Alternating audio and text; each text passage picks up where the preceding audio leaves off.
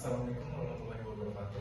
Kami dari kelompok 7 HTND akan mempresentasikan mata kuliah Tarikh Tasrikh dengan judul tema konsep al-rai dan ahli hadis dalam kesejarahan hukum Islam dan memadukannya dalam memahami tasrikh Islam. Kami di sini memiliki 3 kelompok. Kelompok pertama itu dengan nama saya sendiri Ahmad Nazir Husairi. Di samping kiri saya ada Ika Bayuni dan di samping kanan saya ada Romian Diansyah. Jadi langsung saja kepada materi pertama, yaitu latar belakang. Dalam konteks pemahaman terhadap tasrikh Islam, yaitu hukum formal Islam, penting untuk memahami kontribusi dari ahli rai dan ahli hadis serta upaya untuk memadukan kedua pendekatan ini. Memahami bagaimana kedua pendekatan ini saling berinteraksi dan mempengaruhi satu sama lain dapat memberikan wawasan yang lebih dalam tentang pemahaman hukum Islam secara menyeluruh. Dengan demikian, pemahaman yang komprehensif tentang konsep ahli rai dan ahli hadis serta upaya memadukan keduanya dapat memberikan landasan yang kuat dan dalam memahami dan menerapkan tasrikh Islam dalam konteks kontemporer yang kompleks dan beragam. Selanjutnya ada materi penjelasan ahli rai dan tokohnya yang akan dijelaskan oleh Ika Bayuni. Baik, penjelasan ahli al-rai.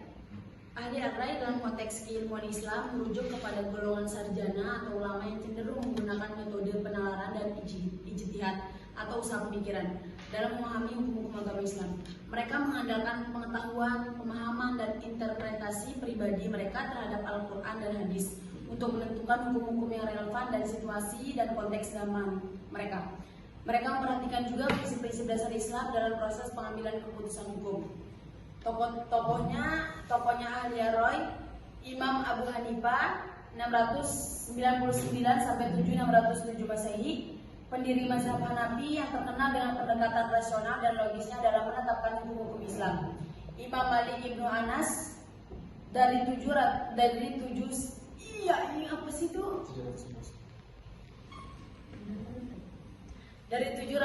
sampai 795 Masehi, pendiri mazhab Maliki. Dia adalah ahli hukum yang terkenal di kota Madinah dan menekankan pentingnya tradisi lokal dalam menetapkan hukum. Imam Al-Syafi'i dari 767 sampai 820 Masehi, pendiri mazhab Syafi'i. Dia menggabungkan pendekatan al-rai dengan kajian mendalam terhadap hadis dan sunnah Nabi Muhammad. Selanjutnya ada Imam Ahmad Ibnu Hanbal dari 780 sampai 855 Masehi, pendiri mazhab Hambali.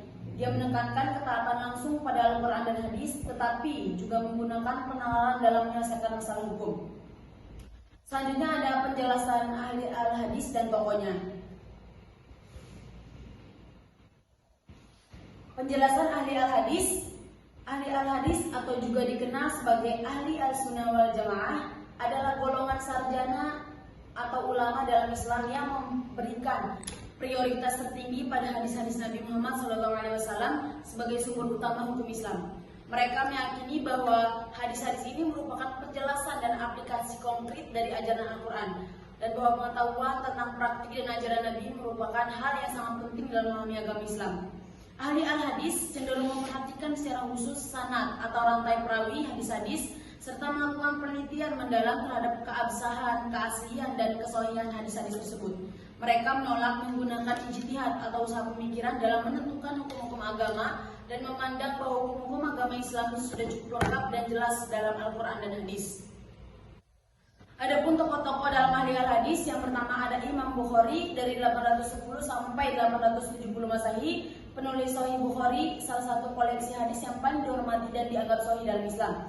Yang kedua ada Imam Muslim dari 817 sampai 875 Masehi, penulis Sahih Muslim, sebuah koleksi hadis yang juga sangat dihormati dalam Islam. Selanjutnya ada Imam Ahmad Ibnu Hanbal dari 780 sampai 855 Masehi. Meskipun ia juga diakui sebagai tokoh dalam aliran al-rai, Imam Ahmad sangat dihormati di kalangan ahli al-hadis karena penekanannya dalam pengambilan keputusan hukum. Yang keempat ada Imam Tirmizi dari 824 sampai 892 Masehi. Penulisnya ada Jami' al-Tirmizi, salah satu dari 6 kitab hadis utama dalam Islam yang juga dianggap sangat penting oleh ahli al-hadis. Tokoh ahli al-hadis yang kelima ada Imam Abu Dawud dari 817 sampai 889 Masehi. Penulisnya ada Sunan Abu Dawud, salah satu dari 6 kitab hadis utama dalam Islam. Yang keenam ada Imam Ibnu Majah dari 824 sampai 887 Masehi. Penulisnya dari Sunan Ibnu Majah, sebuah koleksi hadis yang juga dianggap penting dalam tradisi ahli al-hadis. Yang ketujuh ada Imam Al-Nasa'i dari 830 sampai 915 Masehi. Penulis Sunan Al-Nasa'i ini yang juga termasuk dalam 6 kitab hadis utama dalam Islam. Yang kedelapan ada Imam Darimi dari 797 sampai 869 Masehi. Penulisnya Musnad Imam Darimi, sebuah karya penting yang mengumpulkan hadis-hadis yang dikeluarkan oleh Nabi Muhammad. Oke, baik. Selanjutnya konsep al-rai dan al-hadis dan upaya penetrasinya melalui qiyas akan dilanjutkan dengan penjelasan oleh saudara Romi Andriansyah. Itulah konsep ahli al-rai dan ahli al-hadis dan upaya penetrasinya melalui qiyas. Ahli al-rai ialah golongan ulama yang cenderung menggunakan penalaran dan ijtihad atau biasa disebut usaha pemikiran dalam menentukan hukum-hukum Islam. Mereka mengandalkan akal, interpretasi kepribadian, dan pengetahuan mereka terhadap Al-Quran dan hadis untuk mengambil keputusan hukum. Nah, adapun penetrasi melalui qiyas, salah satu metode yang digunakan oleh ahli al-rai adalah qiyas atau analogi. Qiyas digunakan untuk menerapkan hukum yang ada dalam Al-Quran dan hadis ke situasi yang baru atau belum diatur secara langsung oleh sumber-sumber utama. Proses qiyas melibatkan mencari kesamaan atau analogi antara kasus yang sudah diatur dalam Al-Quran dan hadis dengan kasus yang sedang diperdebatkan. Jika terdapat kesamaan esensial, hukum yang berlaku dalam kasus yang sudah diatur dapat diterapkan pada kasus yang baru. Ahli al-rai menggunakan qiyas sebagai alat untuk mengembangkan hukum Islam agar dapat mengatasi perubahan zaman dan kebutuhan masyarakat yang berkembang. Nah, adapun konsep ahli al-hadis ialah golongan ulama yang memberikan prioritas utama pada hadis-hadis Nabi Muhammad SAW sebagai sumber hukum utama. Mereka menekankan pentingnya memahami dan mengikuti hadis-hadis dan menetapkan hukum Islam dan cenderung menolak ijtihad atau biasa disebut usaha pemikiran oleh para ulama dalam penentuan hukum. Nah, adapun penetrasinya melalui qiyas, yaitu meskipun al-hadis memberikan prioritas pada hadis, mereka juga menggunakan qiyas dalam penerapan hukum dalam beberapa kasus. Namun, penggunaan qiyas dalam mazhab al-hadis cenderung lebih terbatas dan hati-hati dibandingkan dengan ahli al-rai. Mereka mungkin menggunakan qiyas hanya ketika tidak ada hadis yang langsung relevan dengan masalah yang dibahas. Al-hadis berpandangan bahwa hadis-hadis Nabi Muhammad SAW sudah memberikan petunjuk yang mencukupi dalam banyak hal, sehingga menggunakan qiyas haruslah sangat selektif. Nah, dengan demikian, sementara ahli al-rai dan ahli al-hadis memiliki pendekatan yang berbeda dalam memahami dan mengembangkan hukum Islam. Keduanya menggunakan qiyas sebagai salah satu metode untuk mengatur masalah-masalah hukum yang kompleks atau baru dalam masyarakat mereka. Ada lagi konsep ahli yang lain. Konsep ahli al-rai dan al-hadis mencerminkan dua pendekatan yang berbeda dalam menetapkan hukum Islam. Ahli al-rai atau orang-orang yang mendasarkan pendapat mereka pada penalaran dan analogi atau biasa disebut ijtihad cenderung menggunakan metode qiyas atau analogi dalam menetapkan hukum-hukum agama dalam situasi-situasi yang tidak memiliki rujukan langsung.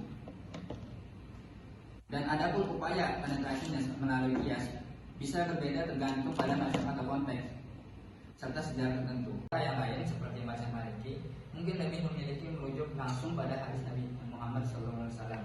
Namun, baik ahli al-rai maupun ahli al-hadis menyadari pentingnya memahami dan menerapkan prinsip-prinsip metodologi yang tepat dalam menetapkan Islam. Nah, adapun selain penggunaan qiyas, terdapat juga upaya untuk memadukan pendekatan ahli al-rai dan ahli al-hadis melalui metode-metode lain dalam mengembalikan keputusan hukum. Yang pertama yaitu ihtisan. Apa sih ihtisan itu? Ihtisan ialah metode penalaran yang memperkenankan penolakan analogi atau biasa disebut qiyas dalam situasi tertentu. Jika itu bertentangan dengan keadilan atau kemaslahatan yang jelas, pendekatan ini memungkinkan fleksibilitas dalam menetapkan hukum berdasarkan pertimbangan keadilan dan kemaslahatan.